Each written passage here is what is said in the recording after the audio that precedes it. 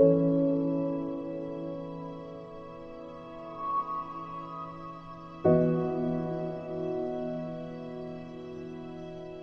ici, vous vous trouvez en présence d'une réinterprétation d'une œuvre de Michel-Ange peinte au plafond de la chapelle Sixtine. Il s'agit essentiellement de 20 nus masculins qu'on appelle i nudi, qui sont des personnages peints à l'intersection des scènes religieuses. Donc moi, j'ai travaillé longtemps sur l'étude de Michel-Ange. Ça m'a pris des années. 500 ou 600 dessins ont été faits pour que je puisse comprendre comment lui exécutait son travail artistique. Et surtout, je ne voulais pas imiter Michel-Ange, ça n'a pas de sens. Je voulais réinterpréter son travail. C'est-à-dire que j'ai pris dans chacun des 20 personnages les parties graphiques qui m'intéressaient. Donc, dans un premier temps, je me suis attaché à faire 103 mètres uniquement de fond de couleur.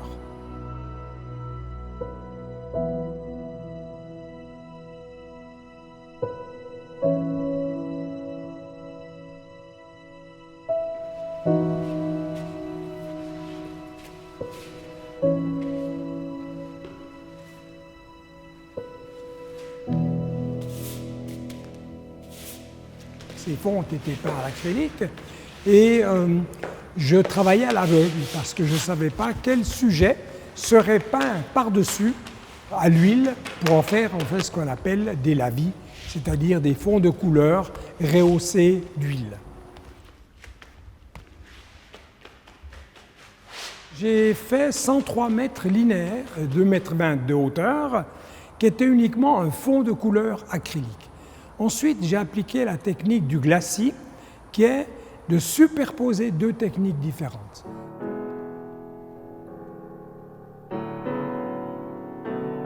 Le sujet est peint à l'huile avec uniquement deux couleurs que j'assemble, c'est-à-dire le terre de sienne brûlé pour les couleurs qui sont dans les tendances brunes et le noir.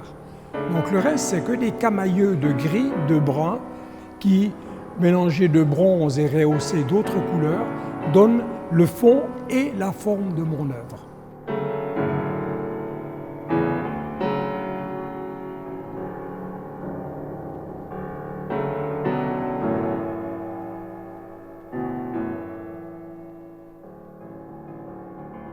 Dans le décryptage des nudis, j'ai compris qu'il fallait que je prenne une décision. Est-ce que je respecte les défauts de Michel-Ange ou bien est-ce que je les travaille à ma manière? Donc j'ai opté pour la deuxième solution, qui est celle d'avoir un maître pour se passer du maître. Ce qui était vraiment, pour moi, poignant et expérimental, c'était de travailler d'une manière complètement aléatoire par rapport aux tâches préalablement posées sur la toile, qui était pour moi le fil conducteur. Ça veut dire que quand j'avais en tête de peindre soit un portrait, soit un bras, soit une position de corps, j'ai joué avec les tâches qui existaient sur le tableau.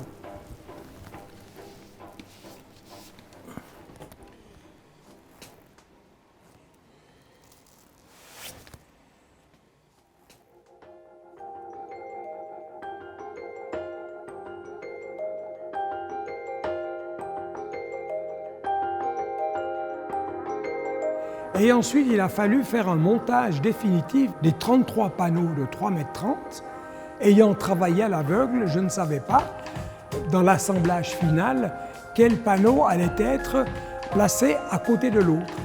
Donc il a fallu que je trouve, moi, une certaine logique.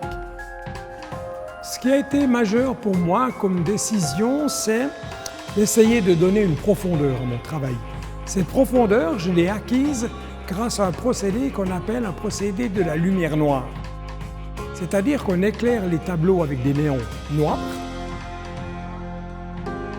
On travaille avec de la couleur fluorescente.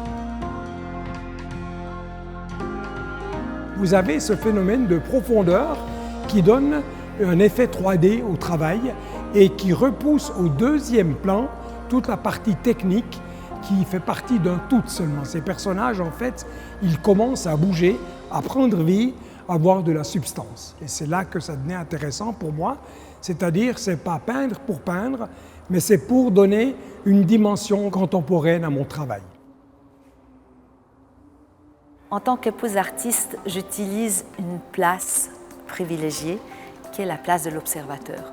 En effet, il s'est passé beaucoup de choses pendant ces visites organisées pour voir cette œuvre unique. C'est une œuvre gigantesque de 101 mètres.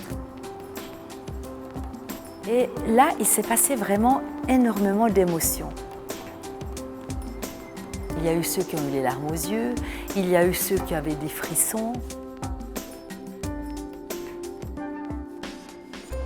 Aux stupeurs, la chapelle Sixtine s'est éclatée, un bras, un pied, un visage, tout cela s'offre à nous de manière extrêmement poétique et à la fois classique et à la fois moderne. Et comme ça, 103 mètres, incroyable. Et tout à coup, on allume la lumière noire et d'autres couleurs surgissent, des verts, des bleus, les yeux s'exorbitent. C'est une œuvre inclassable, incroyable, inimaginable, et pourtant elle existe. C'est vraiment une surprise, un cadeau. On me pose souvent la question de savoir qu'est-ce que je vais faire de cette œuvre et est-ce qu'elle est à vendre. Ce que je vais en faire, en fait, ça sera de la faire voyager à travers le monde entier.